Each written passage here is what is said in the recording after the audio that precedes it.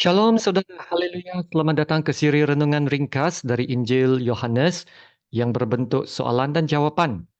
Kiranya kasih karunia dan damai sejahtera melimpahi Anda oleh pengenalan akan Allah dan akan Yesus Tuhan kita.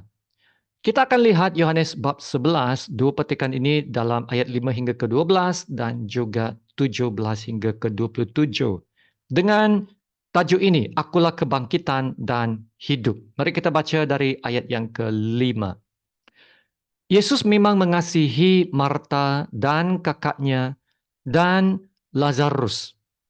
Namun, setelah didengarnya bahwa Lazarus sakit, ia sengaja tinggal 2 hari lagi di tempat di mana ia berada. Tetapi sesudah itu ia berkata kepada murid-muridnya, "Mari kita kembali lagi ke Yudea." Murid-murid itu berkata kepadanya, "Rabi, baru-baru ini orang-orang Yahudi mencoba melempari engkau. Masih maukah engkau kembali ke sana?" Jawab Yesus, "Bukankah ada 12 jam dalam satu hari? Siapa yang berjalan pada siang hari, kakinya tidak terantuk karena ia melihat terang dunia ini. Tetapi jikalau seorang berjalan pada malam hari, kakinya terantuk karena terang tidak ada di dalam dirinya." Demikianlah perkataannya. Dan sesudah itu, ia berkata kepada mereka, "Lazarus, saudara kita, telah tertidur. Tetapi aku pergi ke sana untuk membangunkan dia dari tidurnya." Maka kata murid-murid itu kepadanya, "Tuhan, jikalau ia tertidur, ia akan sembuh." Dan sekarang kita lompat ke ayat 17. Maka ketika Yesus tiba, didapatinya Lazarus telah 4 hari berbaring di dalam kubur. Betania terletak dekat Yerusalem, kira-kira 2 mil jauhnya. Di situ banyak orang Yahudi telah datang kepada Marta dan Maria untuk menghibur mereka berhubung dengan kematian saudaranya.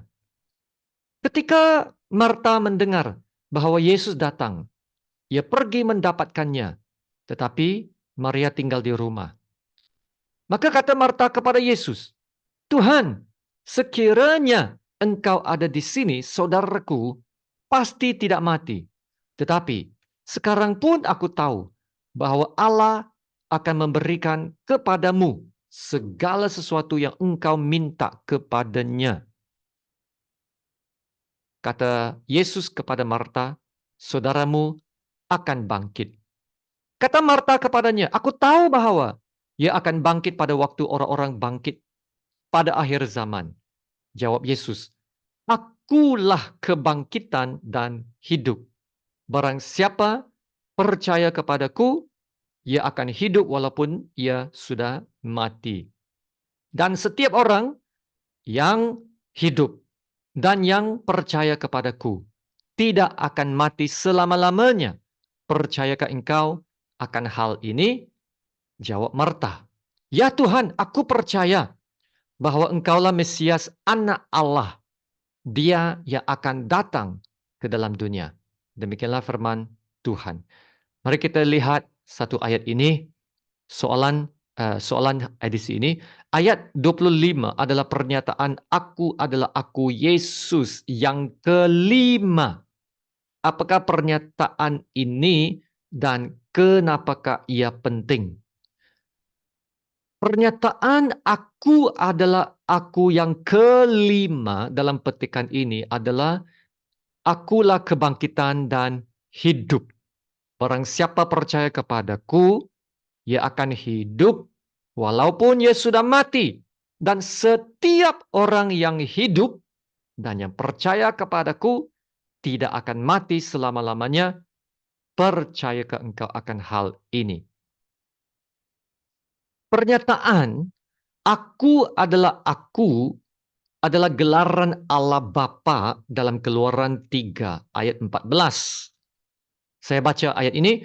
Firman Allah kepada Musa, "Aku adalah aku." lagi firman-Nya. Beginilah kau katakan kepada orang Israel itu, Akulah aku telah mengutus aku kepadamu.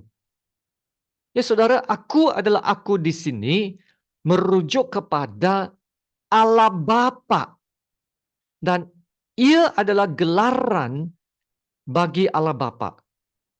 Dan apabila Yesus mengangkat gelaran ini pada dirinya, ia telah menunjukkan kesetaraannya dengan Bapa dan secara langsung membuktikan Yesus itu adalah Tuhan.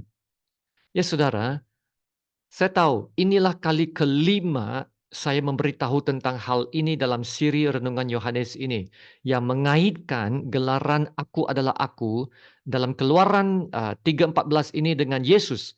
Dan saya sengaja mengulangi hal ini, mengulangi sekarang kali kelima supaya bagi kita yang sedang belajar, bila kita mendengarnya berulang-ulang kali, kita akan ingat. Ya, kita akan ingat frasa ini. Aku adalah aku, ya.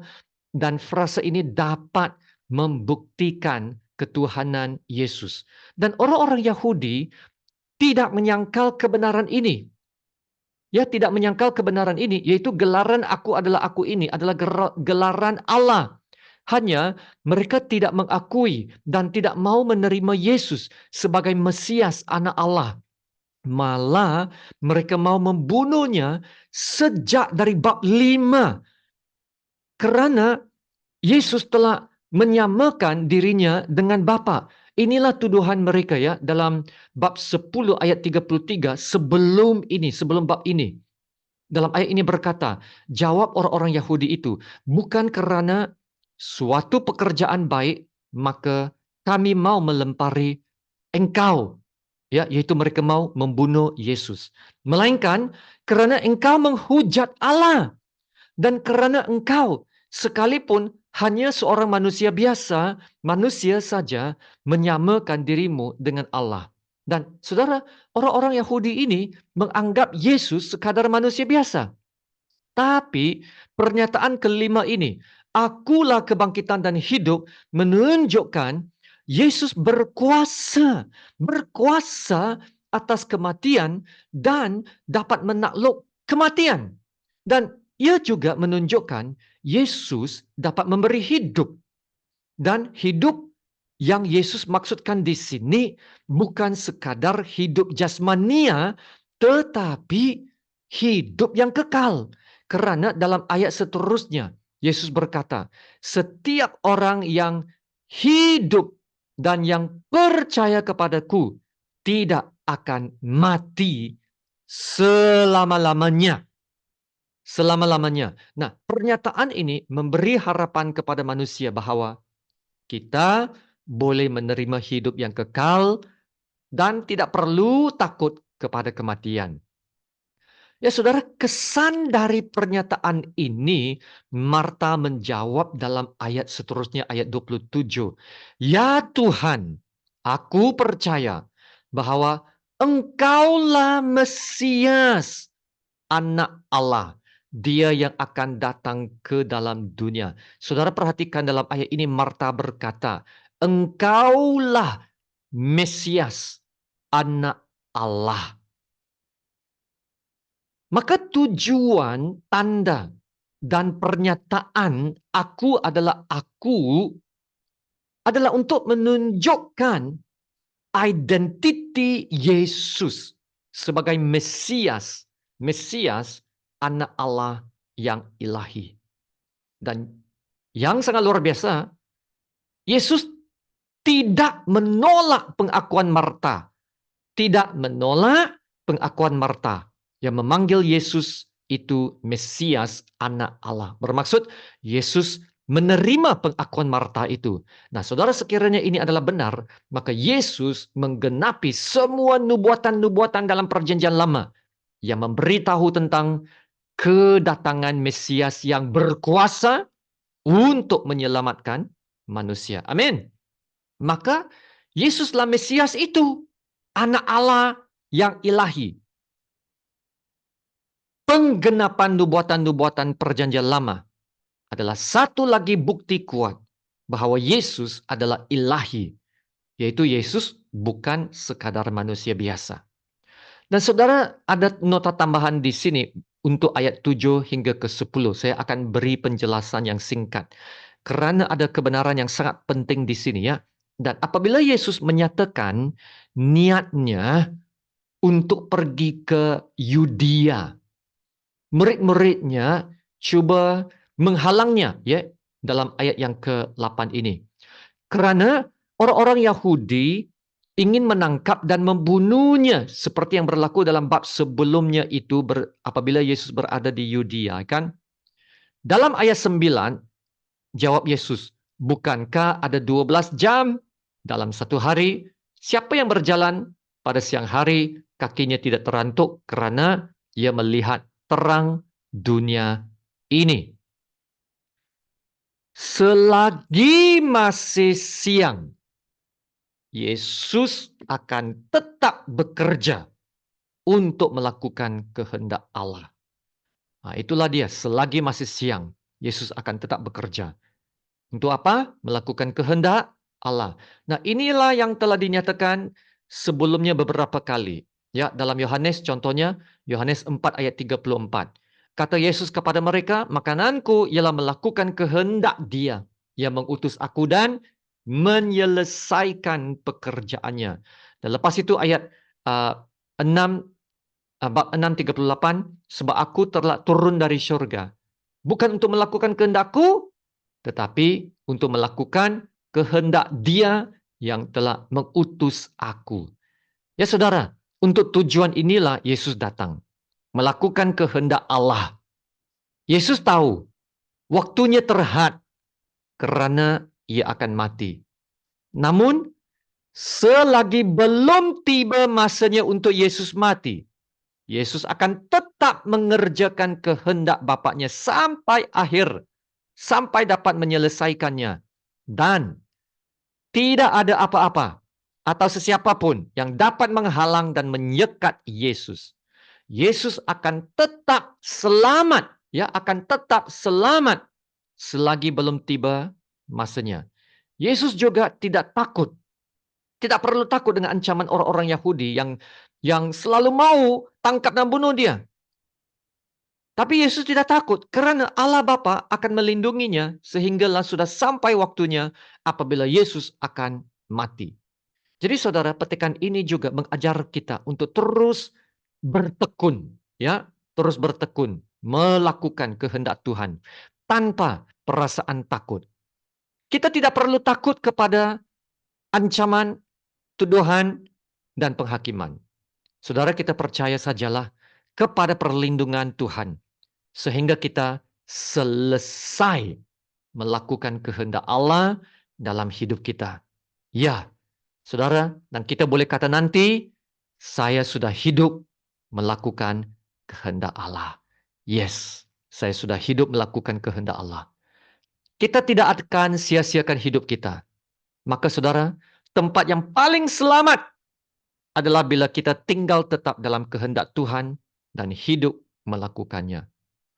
Ya saudara, di luar kehendak Tuhan, hidup kita akan senang tersandung. Kakinya terantuk, di mana kita akan jatuh dalam pelbagai pencobaan dan dosa yang mematikan kita. Ya saudara, marilah kita hidup setia, melakukan kehendak Tuhan. Ya saudara, saya dapat merasakan suatu kebahagiaan melayan Tuhan. Saya rasa bangga. Bahagia, ya, dapat menjadi duta Yesus, dapat menjadi saksi Yesus, memberitakan kebenaran firman, memberitakan kebenaran tentang Yesus. Ya, bahagia, bersemangat. Karena Yesus yang kita beritakan adalah Yesus yang hidup, ya saudara. Yesus yang dapat memberikan kita kebangkitan dan keselamatan kepada hidup yang kekal. Amin. Ya saudara, Yesus datang bukannya mengubah orang jahat menjadi orang baik. Tidak. Bukannya datang untuk mengubah orang jahat menjadi orang baik. Nah, itu agama boleh buat. Agama itu memang mengubah orang jahat menjadi orang baik. Tapi Yesus datang untuk membangkitkan orang mati dan memberikan dia hidup. Wow, saudara, membangkitkan orang mati dan memberikan dia hidup. Dan itu agama tak boleh buat. Hanya Yesus yang dapat memberikan kita kebangkitan dan keselamatan kepada hidup yang kekal. Jadi saudara, kita harus bersyukur kepada Tuhan Yesus yang telah setia melakukan kehendak Allah sampai akhir. Terima kasih Tuhan Yesus. Mari kita berdoa. Haleluya. Bapa kami yang di surga, Bapa yang kami sembah, yang kami sanjung dan kami agungkan. Terima kasih Bapa untuk firman-Mu. Terima kasih Bapa untuk kebenaran-Mu yang sangat luar biasa. Yaitu Yesus adalah kebangkitan dan hidup. Barang siapa percaya kepadanya akan hidup dan tidak mati selama-lamanya. Haleluya, luar biasa Bapak. Kami ada harapan. Kami ada harapan kepada jaminan keselamatan.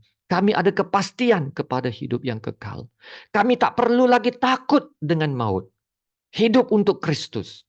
Mati adalah keuntungan, yaitu dapat bersama Kristus. Ya Bapa, kiranya kebenaran-Mu akan dapat membangkitkan iman kami pendengar, memberi kami kekuatan, dan membawa perubahan kepada kami, memperbaharui pemikiran kami, supaya kami menjadi lebih setia, lebih taat melakukan kehendak-Mu selagi masih siang. Ya Bapa, bimbinglah kami untuk terus hidup dalam terang-Mu dan membawa terang-Mu ke tempat yang memerlukannya. Terima kasih Bapa. Dalam nama Tuhan Yesus yang termulia, kami berdoa dan ucap syukur. Amin. Sama-sama kita menerima berkat Tuhan.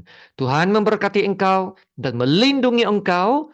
Tuhan menyinari engkau dengan wajahnya dan memberi engkau kasih karunia. Dan Tuhan menghadapkan wajahnya kepadamu dan memberi engkau damai sejahtera. Amin.